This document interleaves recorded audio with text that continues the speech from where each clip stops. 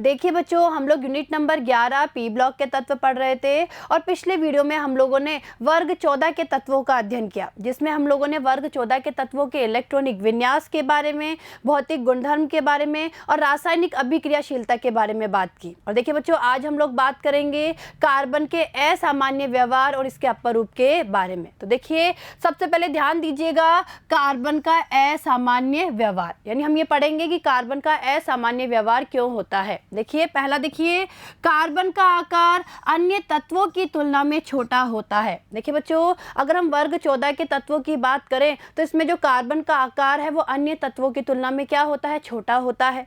दूसरा कारण देखिए, इसकी विद्युत ऋणता अधिक होती है। तीसरा देखिए, इसका आयनन विभव अधिक होता है। चौथा देखिए, कार्बन के पास रिक्त डी कक्षक अनुपस्थित होने की वजह से कार्बन टेट्राक्लोराइड यानी CCl4 का जल अपघटन नहीं होता है, जबकि इस वर्ग के अन्य सदस्यों के पास में रिक्त डी कक्षक उपस्थित होने की वजह से उनके क्लोराइडों का जल अपघटन आसानी से हो जाता है। देखिए बच्चों, ये हम पढ़ के भी आए हुए हैं कि CCl4 यानी कार्बन टेट्राक्लोराइड का जल अपघटन नहीं होता है। और इसका कारण क्या है कि भाई कार्बन के पास में रिक्त डी कक्षक नहीं होते हैं, यानी रिक्त डी कक्षक इसमें अनुपस्थित होते हैं, जबकि वर्ग 14 के जो अन्य तत्व हैं उनके जो क्लोराइड होते हैं, यानी उनके जो क्लोराइड होते हैं उनका जल अपघटन आसानी से हो जाता है, क्योंकि उनके पास में क्या होते हैं, रिक्त डी कक्षक उपस्थित होते हैं। और देखिए, ये हम लोगों ने SiCl4 के उदाहरण से समझा था। देखिए बच्चों, पिछले वीडियो में हम लोगों ने जब SiCl4 का जल अपघटन किया था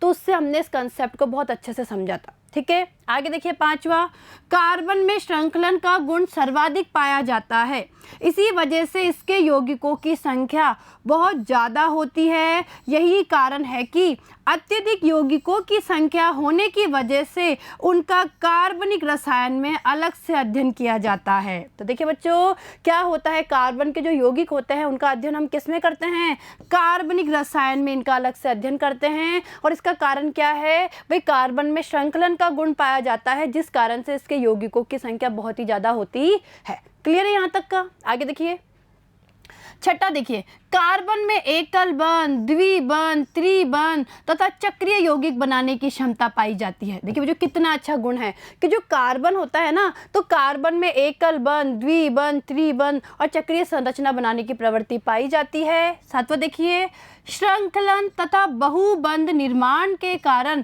कार्बन विभिन्न अपरूपता दर्शाता है। और देखिए बच्चों, श्रृंखलन के कारण यानी श्रृंखला बनाने की प्रवृत्ति के कारण और बहुबंध के निर्माण के कारण, यानी इन दोनों प्रवृत्ति के कारण ही कार्बन क्या प्रदर्शित करता है, अपरूपता प्रदर्शित करता है। ठीक है, और देखिए बच्चों, अब हम कार्बन के अपरूप के बारे में अध्ययन करेंगे। तो देखिए, कार्बन के अपरूप, देखिए बच्चों, हम कार्बन के अपरूप के बारे में अध्ययन करेंगे। और देखिए, कार्बन के अपरूपों को दो भागों में बांटा गया है, पहला है क्रिस्टलीय और दूसरा है अक्रिस्टलीय। ठीक है, आगे देखिए, क्रिस्टलीय में कौन कौन आते हैं, हीरा, ग्रेफाइट, फुलरिन। और अक्रिस्टलीय में आते हैं चारकोल, काजल और कोयला।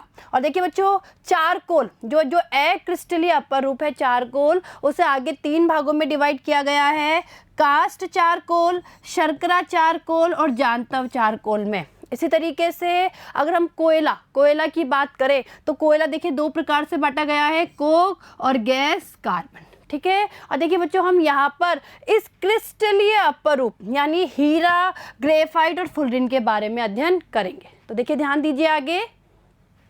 देखिए, सबसे पहले हम बात करेंगे हीरा। देखिए बच्चों, हीरा यानी डायमंड, हम डायमंड के बारे में बात करेंगे। देखिए, हीरा में क्रिस्टलीय जालक होता है, इसमें प्रत्येक परमाणु sp3 संकृत होता है। देखिए बच्चों, ये आपको पता होना चाहिए कि हीरा जो होता है उसकी क्रिस्टलीय जालक नुमा संरचना होती है। और देखिए, इसमें प्रत्येक परमाणु कैसा होता है, sp3 संकृत होता है तथा चतुष्फलकीय ज्यामिति से अन्य चार कार्बन परमाणुओं से जुड़ा रहता है। इसमें कार्बन कार्बन बंध लंबाई 154 पिकोमीटर होती है। देखिए, इसमें कार्बन कार्बन बंध लंबाई कितनी होती है, 154 पिकोमीटर, 154 पिकोमीटर। आगे देखिए, कार्बन परमाणु द्विक यानी स्पेस, तो देखिए कार्बन परमाणु द्विक में दृढ़ त्रिविमीय जालक यानी रिजिड 3 डायमेंशनल नेटवर्क का निर्माण करते हैं। तो देखिए जो समझने की कोशिश करिए कि होता क्या है इसके संरचना में, जो कार्बन परमाणु है वो द्विक में दृढ़ त्रिविमीय जालक का क्या करते हैं, निर्माण करते हैं। आगे देखिए, इसकी संरचना में संपूर्ण जालक में दिशात्मक सहसंयोजक बंध उपस्थित रहते हैं। तो देखिए कैसा बंध होता है, इसमें दिशात्मक सहसंयोजी बंध होते हैं।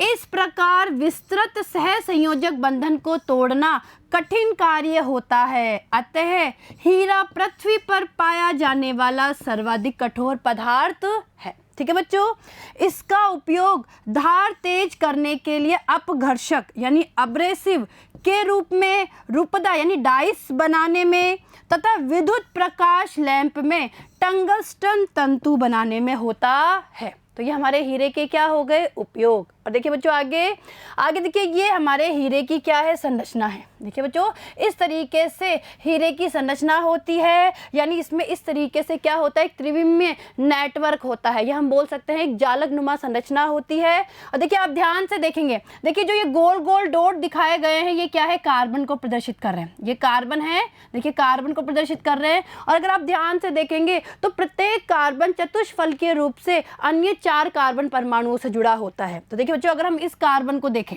इस कार्बन को देखें तो देखिए एक तो इससे जुड़ा है, एक इससे और एक इससे, यानी ये जो कार्बन परमाणु है, देखिए तो ध्यान दीजिएगा, ये वाला जो कार्बन परमाणु है ये 1 2 3 4 कार्बन परमाणुओं से चतुष्फलकीय रूप से जुड़ा हुआ है। वापस देखिए बच्चों, जो ये 1 2 3 4 जो ये 4 कार्बन परमाणु है, अगर हम इनकी बात करें तो ये चारों कार्बन परमाणु इस कार्बन परमाणु से जुड़े हुए हैं। या हम ऐसे भी बोल सकते हैं कि ये जो कार्बन परमाणु है ये इन 1 2 3 4 इन 4 कार्बन परमाणुओं से चतुष्फलकीय रूप से जुड़ा हुआ है। क्लियर है। और देखिए ये क्रिस्टलीय जालक नुमा संरचना बनती है। और अगर आप ध्यान से देखेंगे तो कार्बन कार्बन के बीच की जो दूरी है, देखिए बच्चों इसमें जो कार्बन कार्बन के बीच की दूरी होती है वो कितनी होती है, 154 पिकोमीटर होती है। ठीक है, तो देखा आपने, इस तरीके से एक नेटवर्क बनता है, एक जालक नुमा संरचना बनती है। और ये हमारी संरचना किसकी है, हीरे की। और इसमें देखिए बच्चों, प्रत्येक कार्बन, अगर प्रत्येक कार्बन की हम लोग बात करें तो प्रत्येक कार्बन sp3 संकरित होता है। ठीक है, चलें आगे, चलिए अब देखिए ग्रेफाइट। तो देखिए बच्चों, अब हम दूसरे अपर रूप की तरफ चलते हैं जिसका नाम है ग्रेफाइट। देखिए ग्रेफाइट की परतीय संरचना यानी लेयर्ड स्ट्रक्चर होती है। तो देखिए बच्चों, ग्रेफाइट की संरचना कैसी होती है, परतीय, परतनुमा, लेयर के फॉर्म में इसकी संरचना होती है। ये परतें वॉन्डरवॉल बल द्वारा जुड़ी रहती है। 2 परतों के मध्य की दूरी 340 पिकोमीटर होती है। अब देखिए बच्चों, जो ये अलग अलग परतें होती है ना, ये आपस में वॉन्डरवॉल बल के द्वारा जुड़ी रहती है। और 2 परतों के मध्य की दूरी कितनी होती है, 340 पिकोमीटर। आगे देखिए, प्रत्येक परत में कार्बन परमाणु षटकोणीय वलय यानी हेक्सागोनल रिंग्स के रूप में व्यवस्थित होते हैं। और देखिए, अगर हम प्रत्येक परत की बात करें तो प्रत्येक परत में कार्बन परमाणु किस रूप से व्यवस्थित रहते हैं, षटकोणीय वलय के रूप में व्यवस्थित रहते हैं, जिसमें कार्बन कार्बन बंध लंबाई 141.5 पिकोमीटर होती है। क्लियर है बच्चों यहाँ तक का। आगे देखिए, षटकोणीय वलय में प्रत्येक कार्बन परमाणु sp2 संकरित होता है। देखिए बच्चों, क्या होता है कि जो ये षटकोणीय वलय होती है इनमें प्रत्येक कार्बन परमाणु कैसा होता है, sp2 संकरित। प्रत्येक कार्बन परमाणु 3 निकटवर्ती कार्बन परमाणुओं से 3 सिग्मा बंध बनाता है। और देखिए, प्रत्येक कार्बन परमाणु क्या करता है, 3 निकटवर्ती कार्बन परमाणुओं के साथ में क्या बनाता है, 3 सिग्मा बंध। आगे देखिए, इसका चौथा इलेक्ट्रॉन पाई बंध बनाता है। और चौथा इलेक्ट्रॉन क्या बनाता है, पाई बंध। संपूर्ण परत में इलेक्ट्रॉन विस्थानीकृत होते हैं, इलेक्ट्रॉन गतिशील होते हैं, अतः ग्रेफाइट विद्युत का सुचालक होता है। देखिए, जो यहाँ समझने की कोशिश करिए कि संपूर्ण परत में क्या होते हैं, जो इलेक्ट्रॉन होते हैं वो विस्थानीकृत होते हैं, यानी इलेक्ट्रॉन गतिशील होते हैं। और इसीलिए जो ग्रेफाइट है वो विद्युत का क्या होता है, सुचालक। और देखिए जो यहाँ से प्रश्न बनता है, भाई परीक्षा में पूछा जाता है कि जो हीरा है वो तो विद्युत का कुचालक होता है, जबकि ग्रेफाइट विद्युत का सुचालक होता है, कारण दीजिए। तो देखिए देखिए बच्चों इसका कारण क्या है भाई, इसका कारण यह है कि जो ग्रेफाइट है उसमें मुक्त इलेक्ट्रॉन पाए जाते हैं, या हम ये बोल सकते हैं कि ग्रेफाइट में विस्थानीकृत इलेक्ट्रॉन पाए जाते हैं और इसी कारण से जो ग्रेफाइट है वो विद्युत का क्या होता है, सुचालक होता है। जबकि हीरा में कोई भी मुक्त इलेक्ट्रॉन या विस्थानीकृत इलेक्ट्रॉन नहीं पाए जाते हैं और इसीलिए हीरा विद्युत का क्या होता है, कुचालक। ठीक है, तो देखिए बच्चों ये बहुत इंपॉर्टेंट पॉइंट है कि भाई ग्रेफाइट क्या होता है, विद्युत का सुचालक होता है। ठीक है, आया समझ में आपको ये पॉइंट। चलिए आगे देखिए। देखिए बच्चों ये हमारी संरचना हो गई ग्रेफाइट की। देखिए अगर आप ध्यान से देखेंगे ये हमारी ग्रेफाइट की संरचना हो गई और ये परतनुमा, देखिए एक परत, दूसरी परत और तीसरी परत, यानी ये परतनुमा संरचना हो गई। और आप ध्यान से देखेंगे तो देखिए इसमें क्या बन रही है, हेक्सागोनल रिंग, यानी एक षटकोणीय वलय, यानी जो कार्बन है उनकी षटकोणीय वलय बन रही है परत में। और देखिए इस एक परत और दूसरी परत और ये तीसरी परत। ठीक है, तो देखिए बच्चों अगर दो परतों के बीच की दूरी की हम लोग बात करें तो वो होती है 340 पिकोमीटर। हमने पढ़ा ना कि जो दो परतें हैं उनके बीच की जो दूरी है वो कितनी होती है, 340 पिकोमीटर। और दोनों परतें आपस में वॉन्डरवॉल बल के द्वारा जुड़ी रहती है। और देखिए यहाँ पे कार्बन कार्बन के बीच की दूरी की बात करें तो वो होती है 141.5 पिकोमीटर। ठीक है बच्चों, और देखिए यहाँ पे अगर हम कार्बन की बात करें, किसी भी कार्बन की हम लोग बात करें तो कार्बन कैसा होता है, इसमें sp2 संकरित होता है, यानी यहाँ पे एक मुक्त इलेक्ट्रॉन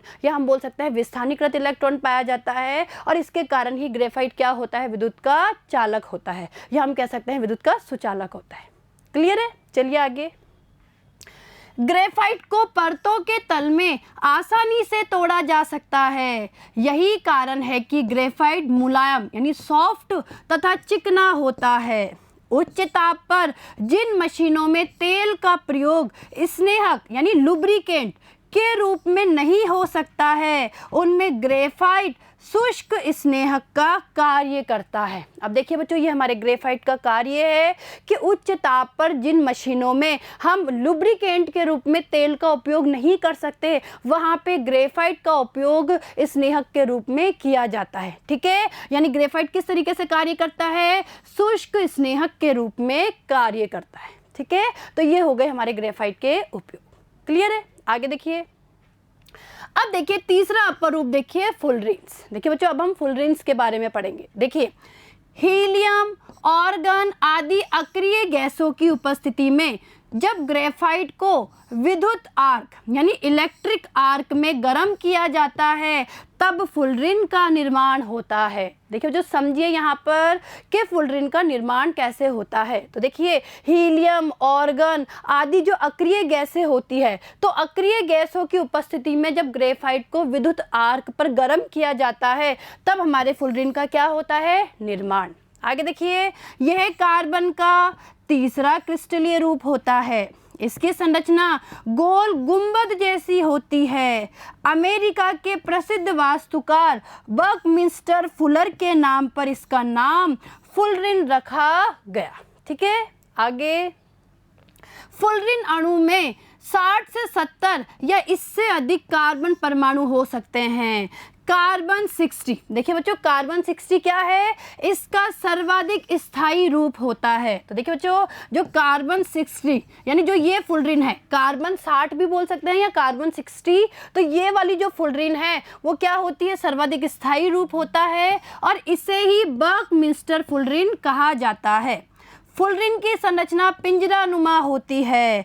C60 में देखिए कार्बन 60 की बात की जाए तो उसमें 6 सदस्य 20 वलय तथा 5 सदस्य 12 वलय होती है। देखिए जो वापस समझिए भाई अगर हम कार्बन 60 की बात करें तो उसमें 6 सदस्य, देखिए बच्चों 6 सदस्य तो कितनी होती है, 20 वलय होती है। ठीक है, और उसी तरीके से 5 सदस्य यानी 5 सदस्य की 12 वलय होती है। यानी हम क्या बोल सकते हैं कि C60 में देखिए बच्चों समझिए C60 में 20 तो क्या होती है, हेक्सागोनल रिंग। हेक्सागोनल रिंग का मतलब है 6 सदस्य वलय। देखिए बच्चों यहाँ पे 6 सदस्य का मतलब है 6 सदस्य वलय की बात हो रही है। तो अगर हम C60 की बात करें तो उसमें 20 यानी 20 तो क्या होती है, हेक्सागोनल रिंग। ठीक है, और 12 बात करें, 12 क्या होती है उसमें, यानी 12 होती है इसमें 5 सदस्य रिंग।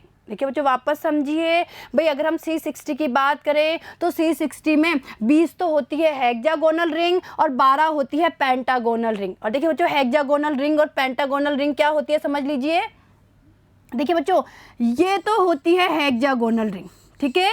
हेक्सागोनल रिंग का मतलब है जो 6 सदस्यों से मिलकर जो वलय बनती है। तो देखिए यहाँ पे 1 2 3 4 5 6, ठीक है। तो ये हमारी क्या हो गई, ये हो गई 6 सदस्य वलय। देखिए बच्चों इसे कह सकते हैं 6 सदस्य वलय। देखिए 1 2 3 4 5 6 परमाणुओं से मिलकर बनी है, तो ये हो गई 6 सदस्य वलय। तो ऐसी 6 सदस्य वलय तो कितनी होती है 20, ठीक है। हम बात कर रहे हैं कार्बन 60 की। देखिए बच्चों वापस ध्यान दीजिए, अगर हम कार्बन 60 की बात करें, कार्बन 60 की बात करें तो इस तरीके की 6 सदस्य जो वलय है वो तो होती है 20। और देखिए इस तरीके की 5 सदस्य वलय, देखिए ये 5 सदस्य वलय है, इसे पेंटागोन कहा जाता है। इसे क्या कहा जाता है, पेंटागोन। देखिए बच्चों ध्यान दीजिए 1 2 3 4 5, ये 5 सदस्य वलय होती है। और ऐसी वलय कितनी होती है, 12। वापस देखिए हम लोग यहाँ पे कार्बन 60 के बारे में बात कर रहे हैं जो कि फुलरिन का स्थायी रूप होता है। और देखिए बच्चों इस कार्बन 60 की संरचना में जो 20 वलय होती है, यहाँ हम बोल सकते हैं कि 20 तो क्या होती है इसमें, इस तरीके की 6 सदस्य वलय, और 12 क्या होती है इसमें, इस तरीके की 5 सदस्य वलय। क्लियर है, ये चीज़ समझ में आई आपको। आगे देखिए C60 की संरचना फुटबॉल के समान होती है। कैसी होती है, फुटबॉल के समान, अतः इसे बकी बॉल भी कहा जाता है। यानी इसे और क्या कह सकते हैं हम, बकी बॉल, ठीक है बच्चों। आगे देखिए एक 6 सदस्य वलय 6 अथवा 5 सदस्य वलय के साथ संगलित रहती है। देखिए बच्चों समझिए यहाँ पर कि जो 6 सदस्य वलय होती है वो या तो 6 या फिर 5 सदस्य वलय के साथ संगलित रहती है, जबकि 5 सदस्य वलय केवल 6 सदस्य वलय के साथ संगलित अवस्था में रहती है। सभी कार्बन परमाणु समान होते हैं तथा sp2 संकृत होते हैं। देखिए फुलरिन में भी क्या होता है, सभी कार्बन परमाणु कैसे होते हैं, sp2 संकृत होते हैं और समान होते हैं। प्रत्येक कार्बन परमाणु अन्य 3 कार्बन परमाणुओं के साथ 3 आबंध बनाता है। आगे देखिए बच्चों आप समझिए ये हमारे फुलरिन की क्या हो गई, संरचना। देखिए जो ध्यान से देखिए ये फुलरिन की संरचना हो गई, और यहाँ पे ये जो आपको ये डॉट डॉट दिखाए गए हैं, ये जो गोले हैं, ये गोले किसको प्रदर्शित कर रहे हैं, कार्बन को प्रदर्शित कर रहे हैं। और देखिए बच्चों ये जो है भाई अगर ध्यान से देखेंगे तो ये क्या हो गई, ये 5 सदस्य वलय हो गई, एक पेंटागोनल रिंग, यानी 5 सदस्य वलय हो गई। और इस 5 सदस्य वलय के चारों तरफ अगर हम देखेंगे तो देखिए इसके चारों तरफ देखिए ये 6 सदस्य वलय हो गई। देखिए ध्यान दीजिए इसके चारों तरफ ये क्या हो गई, 1 2 3 4 5 6 सदस्य वलय हो गई। ऐसी देखिए इधर भी देखिए 6 सदस्य वलय हो गई। देखिए समझिएगा ये 6 सदस्य वलय हो गई। ऐसे देखिए इधर भी 6 सदस्य वलय हो गई, इधर भी देखिए 6 सदस्य वलय हो गई।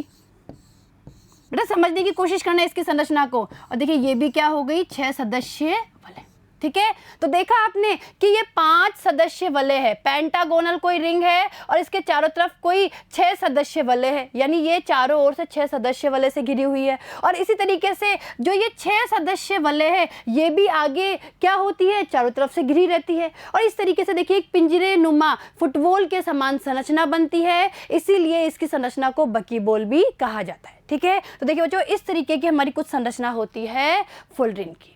क्लियर है बच्चों, आया समझ में आपको ये। चलिए आगे, ऊष्मागतिक रूप से कार्बन का सर्वाधिक स्थायी अपरूप ग्रेफाइट होता है। अब देखिए बच्चों यहाँ समझने की कोशिश करिए कि अगर ऊष्मागतिक रूप से बात की जाए तो ऊष्मागतिक रूप से कार्बन का जो सर्वाधिक स्थायी अपरूप होता है वो ग्रेफाइट होता है।